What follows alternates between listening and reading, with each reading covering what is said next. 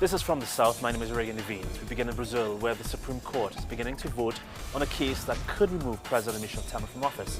The court is to decide whether alleged illegal contributions to his campaign back in 2014 could make Temer's election as vice president null and void. On the second day of its hearing, the court is deciding on whether crucial evidence given in plea bargains by executives of the Odebrecht construction group is admissible or not. Candidates for Venezuela's Constituent Assembly have already begun collecting signatures to support their application to represent either their sectors or territories. They must collect at least 3% of the local electorate to be approved as candidates for the Constituent Assembly, which is meant to represent governance by the citizenry. This is the hope of President Nicolas Maduro and his government in a push for peace and stability after months of violent protests.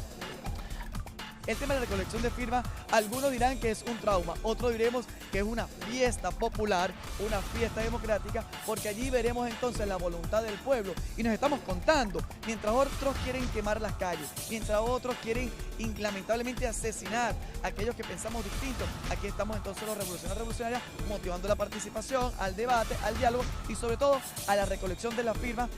Representatives of several traditional opposition parties in Venezuela have registered to become candidates for election to the Constituent Assembly. They include COPEI, the Old Christian Democratic Party, and factions of the Old Democratic Action, or AD Party.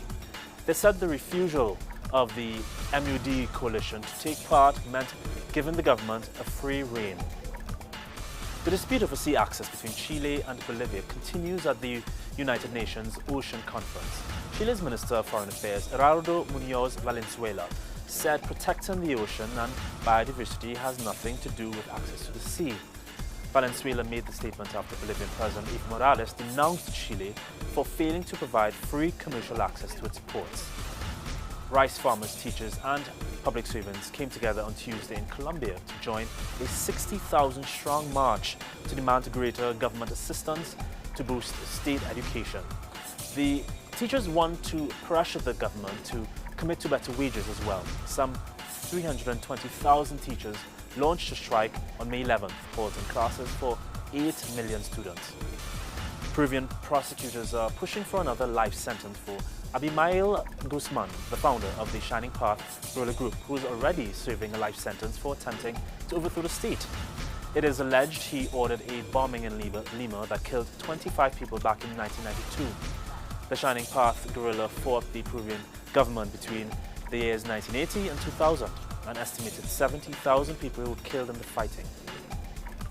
Amnesty International has labelled the UK Prime Minister as reckless and misinformed after Theresa May said her government would consider revoking human rights legislation.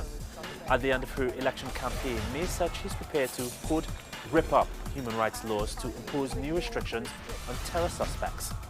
Amnesty's Secretary General Salil Shetty stated that the war against terrorism cannot be won with shortcuts. Lionel Messi took time out from preparing for Argentina's friendly soccer match against Brazil to meet a group of charity ambassadors in Melbourne, Australia. The ambassadors are from the Canteen charity, which raises money for treating adolescents with cancer. Messi donated signed gifts of soccer boots and shirts. There is more on these and other stories on our website, telesurtv.net/English. For TeleSUR English, I'm Reagan Nevins.